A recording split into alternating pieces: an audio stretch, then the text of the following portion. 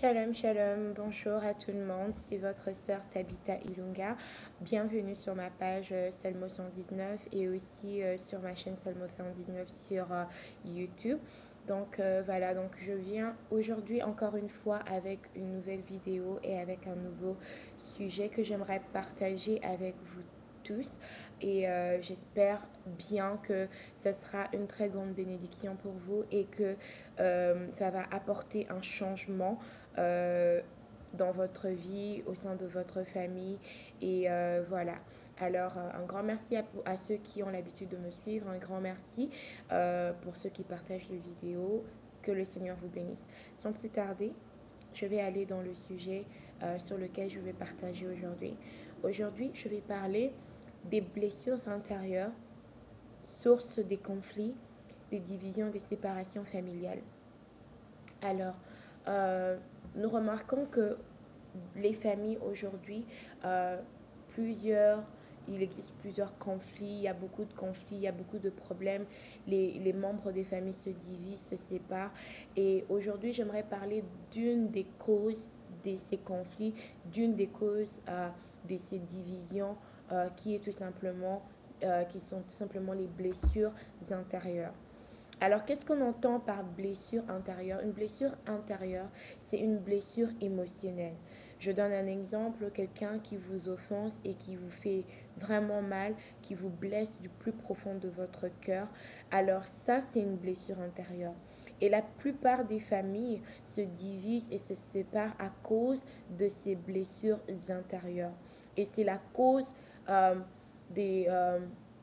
des, plusieurs conflits familiales, des plusieurs problèmes de rancune, de rendement de compte, de jalousie. Donc, c'est-à-dire les blessures intérieures engendrent plusieurs petits problèmes au sein de la famille qui causent les divisions et qui causent les séparations. Et nous avons tous appris avec mes vidéos précédentes que l'unité est très importante dans une famille. L'unité est très importante pour une famille. Une famille qui est divisée, une famille qui est séparée est une famille affaiblie. Il y a des bénédictions que l'Éternel déverse dans une famille quand une famille est unie. Voilà pourquoi la Bible dit dans le psaume 133 que il est bon pour des frères et sœurs de demeurer ensemble, car c'est là que l'Éternel déverse sa bénédiction. Il est aussi écrit dans la Bible qu'une maison divisée ne peut pas régner, ne peut pas tenir. Donc, c'est-à-dire que quand il y a des divisions, des séparations, euh, cela engendre cela fait automatiquement que votre famille soit exposée, que votre famille soit, soit faible. Alors, pour régler ce problème, une des causes, comme je l'ai mentionné au début de ma vidéo, c'est les blessures intérieures. Alors, on va lire un verset dans la Bible qui parle des, des blessures intérieures, qui parlent de l'offense. Qu'est-ce que l'offense peut créer dans la vie de ton frère, dans la vie de ta soeur, dans la vie de tes parents? Qu'est-ce que cela peut créer? Alors, on va lire le Proverbe chapitre 18, le verset 19. La Bible dit ceci.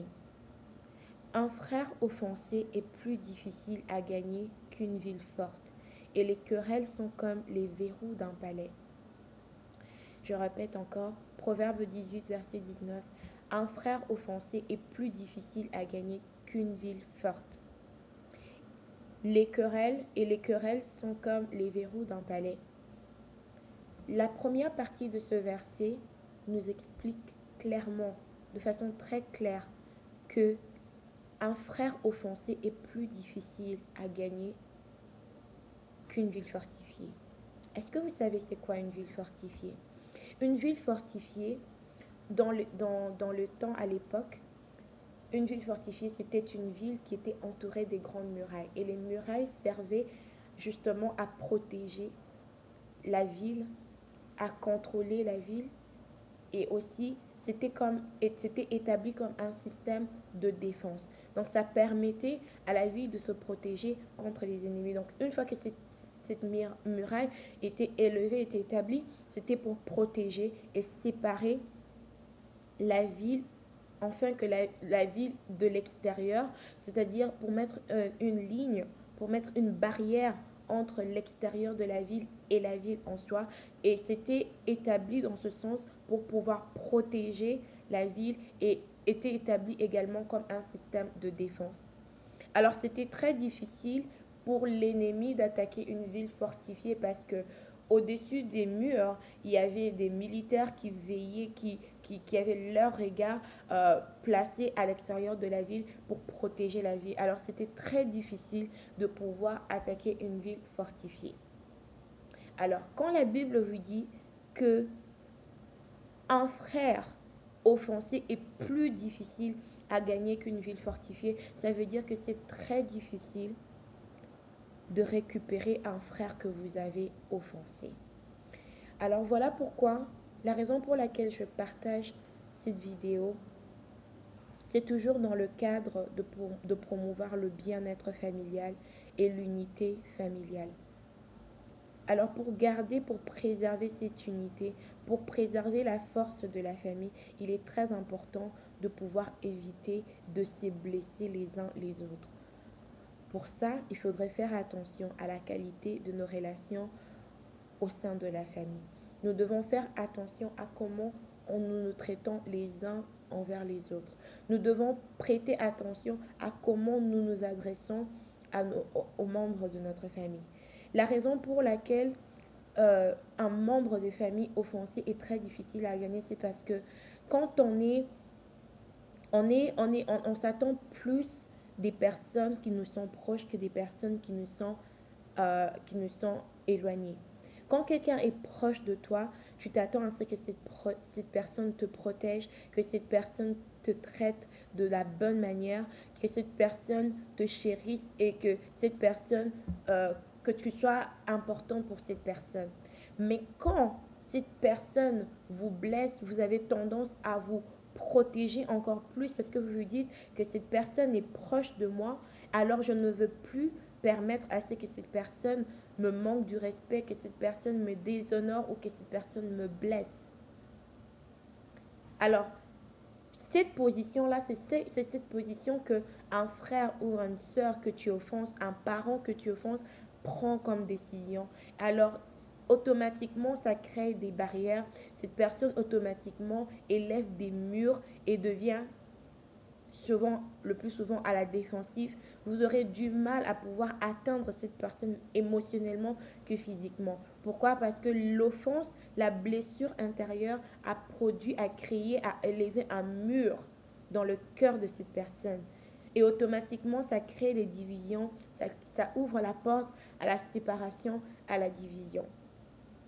Alors c'est important de pouvoir traiter les membres de notre famille, de les chérir et de pouvoir les traiter avec délicatesse, avec beaucoup d'amour, avec beaucoup de respect, avec beaucoup d'honneur.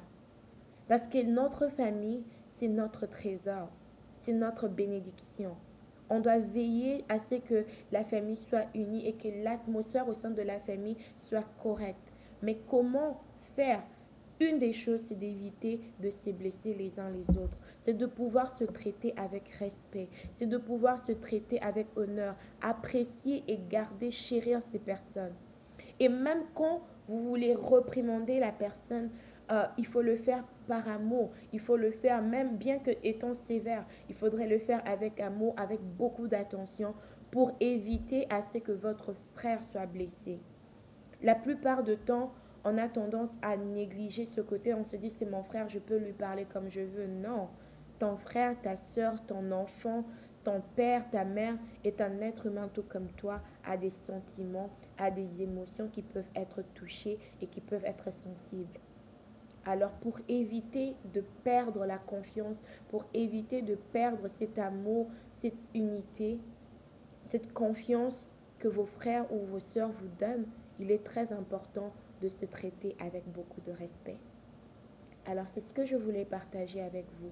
Rappelez-vous, la bénédiction de votre famille, c'est votre bénédiction. Ce qui affecte votre famille vous affecte indirectement ou directement. Alors il est très important de prendre soin de notre famille. Traitons les membres de notre famille avec respect.